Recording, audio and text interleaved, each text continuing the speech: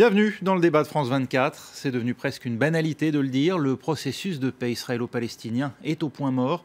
La France, elle, souhaite le relancer en mettant sur pied une grande conférence internationale d'ici la fin de l'année. C'est le projet qu'est venu défendre à Jérusalem hier Jean-Marc Ayrault, le ministre français des Affaires étrangères. Vous allez le voir, cueilli à froid par Benyamin Netanyahou. La poignée de main est formelle, l'ambiance plutôt froide à l'image des discussions qui s'annoncent. Face au chef de la diplomatie française, Benyamin Netanyahou ne cache pas son agacement. Pour le Premier ministre israélien, la France n'est pas la meilleure candidate pour relancer un processus de paix avec les Palestiniens. La décision scandaleuse prise à l'UNESCO avec le soutien de la France et qui ne reconnaît pas le lien millénaire entre le peuple juif et le mont du Temple jette une ombre sur l'impartialité de la conférence que la France tente d'organiser. À l'origine de la controverse, un vote de la France à l'UNESCO en avril dernier sur la sauvegarde du patrimoine culturel palestinien à Jérusalem-Est. Jean-Marc Ayrault a reconnu des formules malencontreuses dans cette résolution, tout en rappelant que Paris agissait dans l'intérêt régional.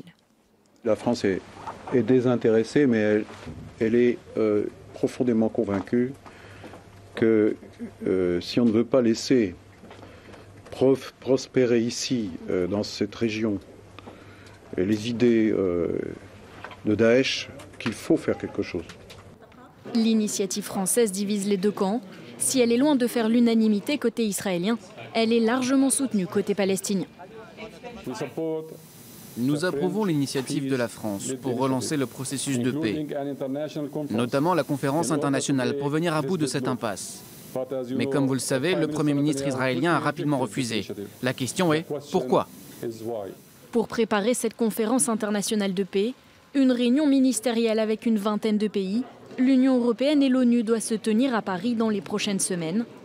Pour ne pas condamner d'emblée ces négociations, Israéliens et Palestiniens seront absents de cette première rencontre. En 2014, date de la dernière initiative de paix, les États-Unis menés par Barack Obama avaient jeté l'éponge face à l'impossibilité de concilier les deux camps. La France peut-elle apporter la paix enfin au Proche-Orient? C'est l'objet de notre premier face-à-face avec à mes côtés Frédéric Ancel. Bonjour. Bonjour. Vous êtes maître de conférence à Sciences Po Paris. Vous êtes également auteur d'un atlas géopolitique d'Israël aux éditions Autrement. On va le voir à l'image. Également avec nous en direct de Jérusalem, le journaliste et écrivain Charles Anderlin. Bonjour. Bonjour. Vous avez été pendant plus de 30 ans le correspondant d'Antenne de Puy de France 2 à Jérusalem. Première question à vous deux, et d'abord à mes côtés, Frédéric Ancel, la France s'est-elle mise, d'après vous, dans un corner en signant cette déclaration de l'UNESCO ? Bon, il est bien évident que ça a exaspéré les Israéliens. Ça, je ne vous l'apprendrai pas, d'ailleurs on l'a bien vu dans ce reportage. Mais ce n'est que de la conjoncture, ce n'est que conjoncturel. D'abord parce que des résolutions qui déplaisent à Israël, ou de temps en temps d'ailleurs aux Palestiniens, il y en a beaucoup chaque année, et pas seulement à l'UNESCO. Parfois c'est à l'Assemblée Générale des Nations Unies ou dans d'autres instances onusiennes. Ensuite, parce que structurellement, les Israéliens considèrent que c'est avec les Américains, ou en tout cas sous l'égide des Américains, qu'un processus de paix doit pouvoir être relancé, et pas avec les Européens. Il ne faudrait pas croire que Netanyahou n'aime pas M. Ayrault ou M. Hollande, ou que les Israéliens n'aiment pas la France. Les Israéliens pensent que seuls les Américains doivent pouvoir gérer en quelque sorte la crise, avec tout de même quelque chose d'encore plus structurel. C'est que les gouvernements israéliens respectifs ces dernières années considèrent que le face-à-face est encore la meilleure des solutions. Oui, mais, disent les Palestiniens, en face-à-face, le rapport de force est inégal, vous êtes beaucoup plus forts que nous, et par conséquent, nous autres Palestiniens, disent-ils, nous devons avoir des États équilibrés, coanimes, bien évidemment, pour nous aider, vous et nous, à revenir sur les rails d'un processus de paix. Charles Anderlin, qu'est-ce qui explique la colère israélienne par rapport à ce texte de l'UNESCO ? Eh bien, écoutez, je crois d'abord que cela montre un dysfonctionnement de la diplomatie française. Le point le plus dangereux, le trou noir du conflit israélo-palestinien, la ligne de séparation entre l'islam et le judaïsme, eh bien, c'est Al-Aqsa, la sainte mosquée de Jérusalem, le troisième lieu saint de l'islam, qui est aussi l'endroit où se trouvent les ruines du temple juif, le seul lieu saint du judaïsme. Alors, tout ce qui peut être voté, déclaré d'un côté et de l'autre d'une organisation internationale fait problème et il faut bien dire que cela inquiète pour la suite des événements de la diplomatie française. Tout ce qui touche ces lieux saints est littéralement peut-être explosif et donc il faut faire extrêmement attention. Cela dit, au sujet de l'initiative française, vous savez, il y a un vieux proverbe juif qui dit qu'il ne faut pas mettre une tête saine dans un lit malade. Et le conflit israélo-palestinien est effectivement malade. Il n'y a pas quelqu'un au Proche-Orient qui est prêt à parier un shekel, un dinar jordanien ou une livre égyptienne sur le succès de cette initiative.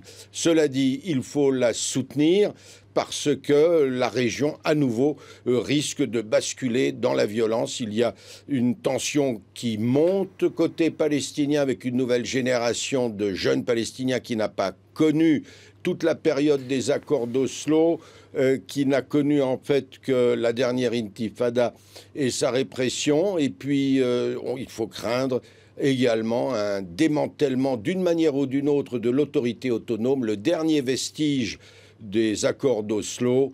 Le président Abbas a 81 ans, il en a marre, il veut quitter le pouvoir. Tout le monde dans la région, des Égyptiens comme des Jordaniens et même des Israéliens, espère qu'il reste le plus longtemps possible.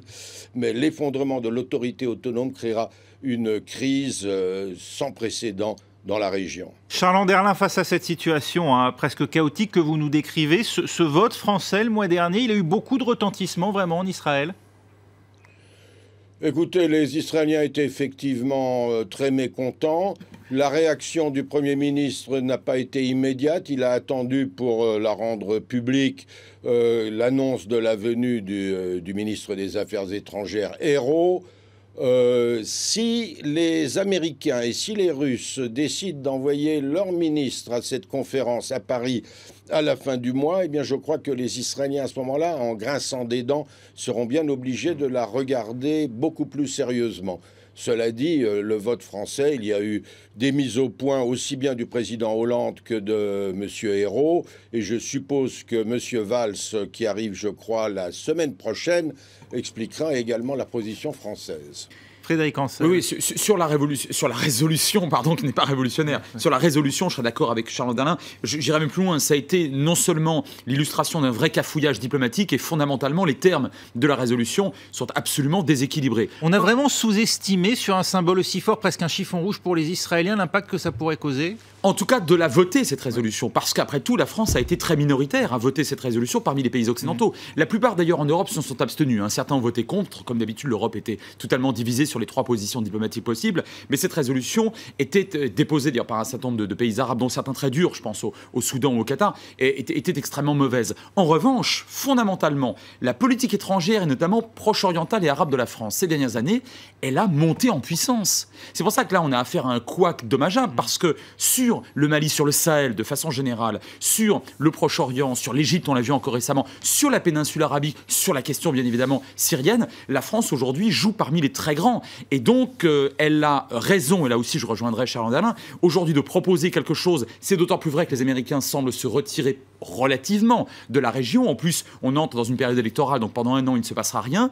Mais précisément, il faut être d'autant plus sérieux et d'autant plus, j'allais dire, subtil lorsqu'on prétend, à juste titre, jouer un rôle important dans cette région. Encore faut-il être perçu comme un acteur impartial. Or, c'est précisément ce que remet aujourd'hui en cause Benyamin Netanyahou. Oui, les Israéliens considèrent que la France... Alors c'était moins vrai ces dernières années, parce que les Israéliens considèrent que la présidence Sarkozy d'une part et les débuts de la présidence Hollande d'autre part ont été plus équilibrés que les précédentes présidences, et depuis au moins Mitterrand. Là, effectivement, on a affaire à un Premier ministre qui de toute façon est nationaliste, donc il considère que le processus de paix doit pouvoir reprendre son cours, mais à des conditions plus dures que ce que proposaient les travaillistes, d'une part, et d'autre part, on revient effectivement chez beaucoup d'Israéliens et notamment au Likoud, à une vision de la France comme pays relativement peu équilibré dans la région. Charles Anderlin, il y a une part d'opportunisme côté israélien à se saisir de ce vote français à l'UNESCO pour refuser une énième tentative de dialogue, d'après vous?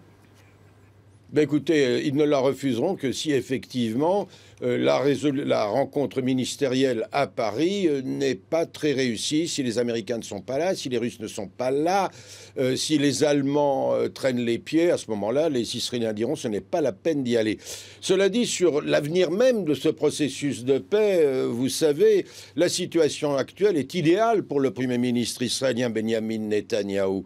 L'autorité palestinienne, sa police et services de sécurité luttent contre le terrorisme pour la plus grande satisfaction des généraux israéliens qui n'arrêtent pas de féliciter le président Abbas pour sa coopération avec Israël.